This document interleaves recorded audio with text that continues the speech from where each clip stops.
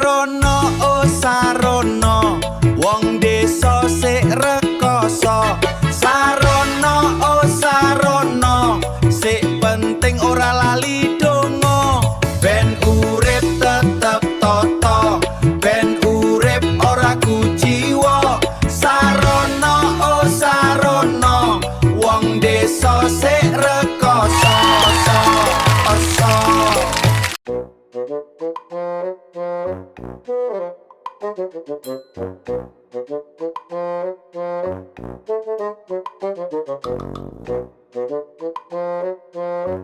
Jare mau arep kon nagih gedang Kang Sarwo iki nanti iki.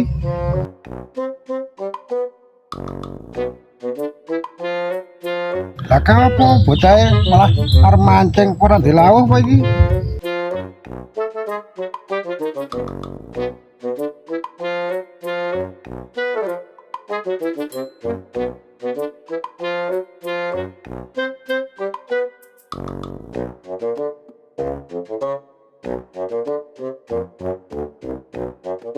Wingi bahas Harjo marah mumet mendingan saking Makade wae le mancing lah. Tetep iki tak Makade wae lah mancingnya men poin wis lah anu tak mangkat dhewe wae menawa kena nggo lawuh kan ora tuku wis tak kelangan dit. Joko kae ngopo kae arep ngejak nagih gedang wingi apa ya wong arep lambene garis sak merang ora bakal iso metu ditejok-jok.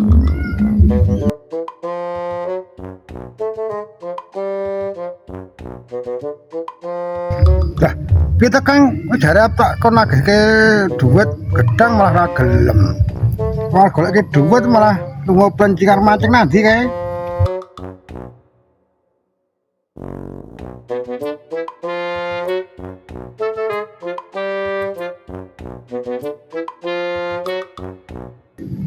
Ngopo cok muka saka kulon rene iki? Piye ana kabar apa? Lah, piye to kuwi Kang ditagihke dhuwit gedang kok malah kepencing iki nanti iki. Kowe iki arep ngejak nagih gedang ngene Barjo iki apa? Wis, angel kae iki. Tak gelem iki piye iki?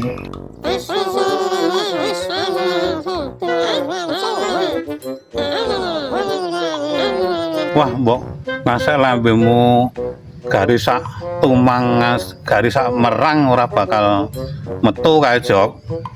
Apa Kang? Anu Barjo kae angel po, kita gampang ketemu iki ditagih iki. Wis jok rasa bahas kuwi.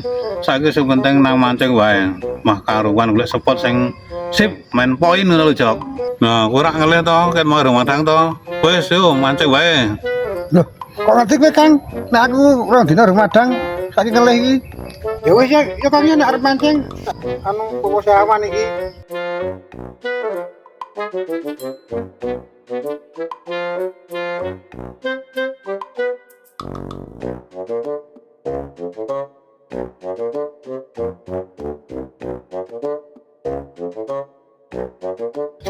Lah arep mancing nanti tukang iki Kang.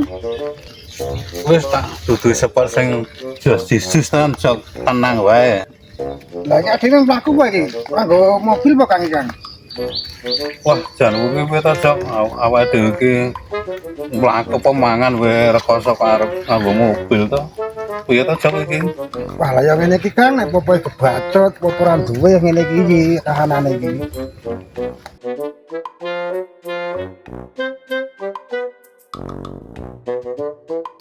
Wis jok rasa sing kok iki awake dhewe mancing kudu oleh nggo madang ngono wis beres. Ayam tentrem ngono jok. Ya wis Kang ya, cepet aku ndak lek kesuren iki.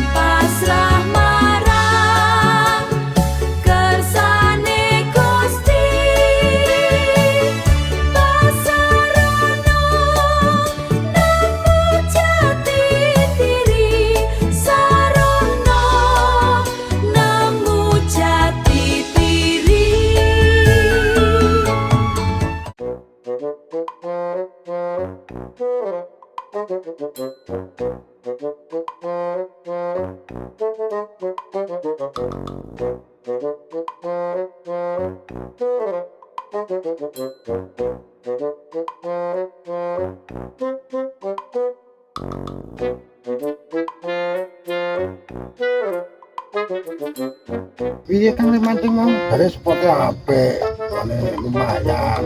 Loh, kalau kaki biasanya apa jok spotnya? Wong anu apa ya jok? Gak do mudik apa ya?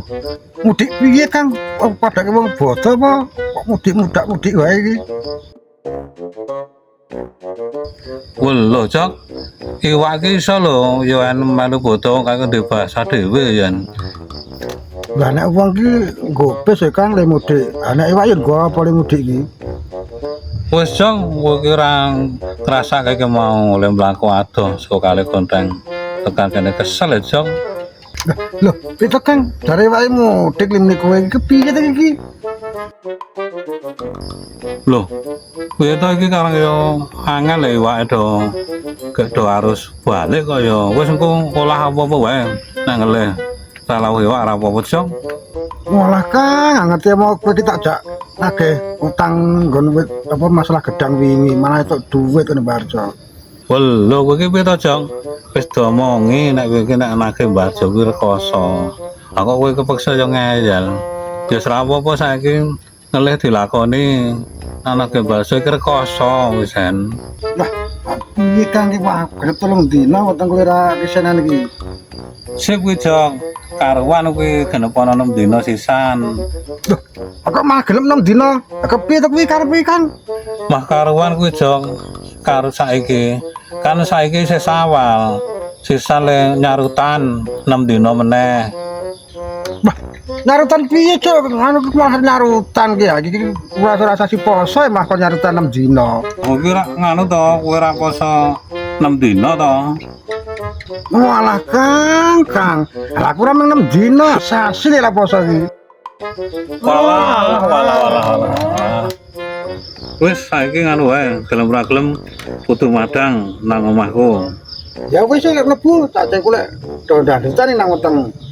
Dalutan, wis gas ayo.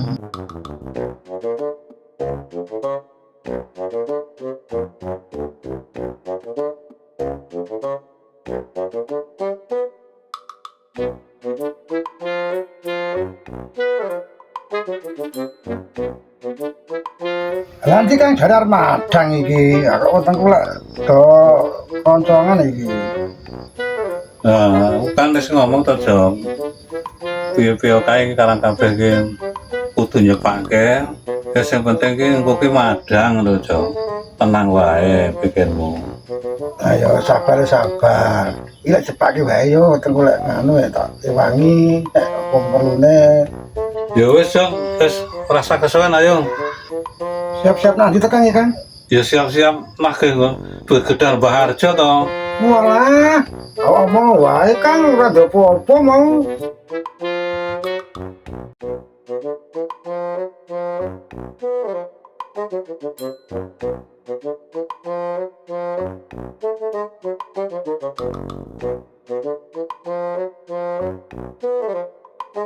Nah, potong aku rambut ra sip dang jaluin bintang Ferry Fadli malah kocakaran kucing iki kepiye iki? Piye ya tukang cukur iki? Balene menak kaya ning rambutnya kok wis cendik banget iki ora sip iki nanggo lancong iki. Ora apa-apa, yang pokok seger awet nom.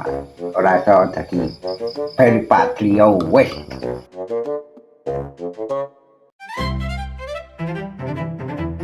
Nah, piye iki duwite gedang iki, Mbak? Loh, piye Mak iki? Duite gedang ki dibayar kapan iki? Ngapa kuwi? Kampret ki.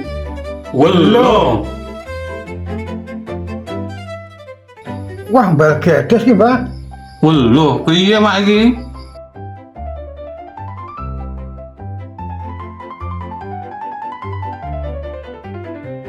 Piye ada ngopo dene iki? Ha?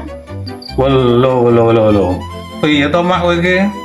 Kok bolo-bolo ki piye? Karepe ki. Jarane Joko duwite gedang wis dinehi mak. Duit gedang apa? Jadi gedangnya tak duit timbang Lho, iki kepiye? Welo piye to mak? Jarane kowe wis tok bayar kok mak. Tekan saya mah ra metu ki kepiye?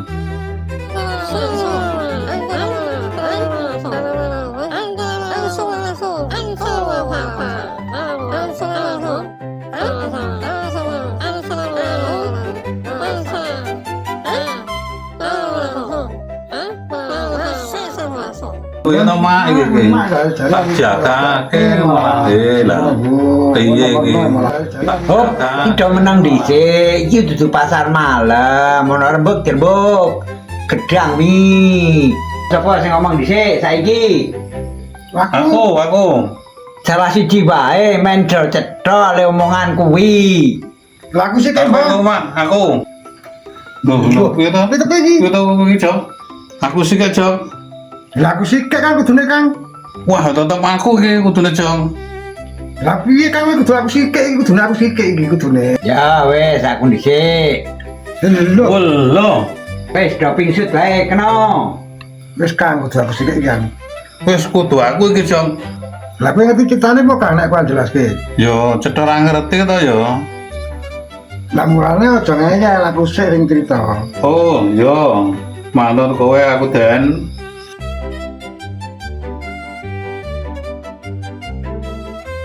Ya wis Kang tak jelaske sik saiki. Dadi ngene iki, Bang. Nah, dadi ngene iki, Bang. Lho, malu kok iki. Wah, minggat iki. Welo. Mas, Malu apa nanti iki, Bang? iki? Wah, wis jan. Ya, Kita ngapa meneh? lho. Welo.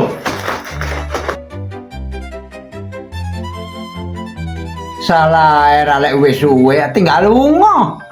Loh, kalau datang kanggo Sidang, Mas. sidang keluarga, emang yo kon ujuk-ujuk ngomong.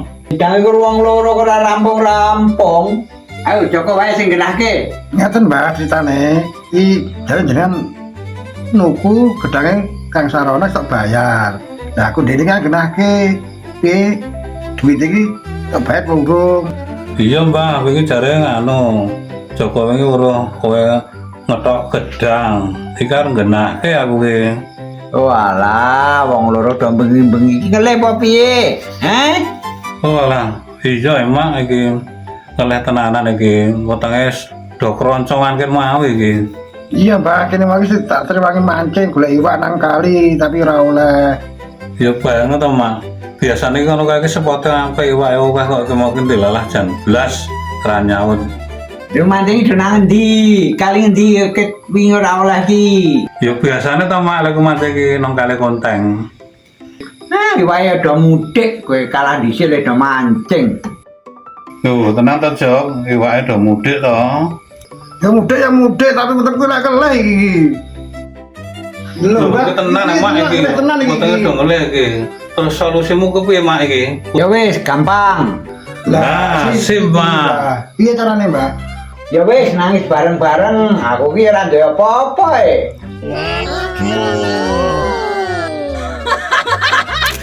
Cerita ini dari wong desa, namanya Kang Sarono. Hidup sederhana wis kulino.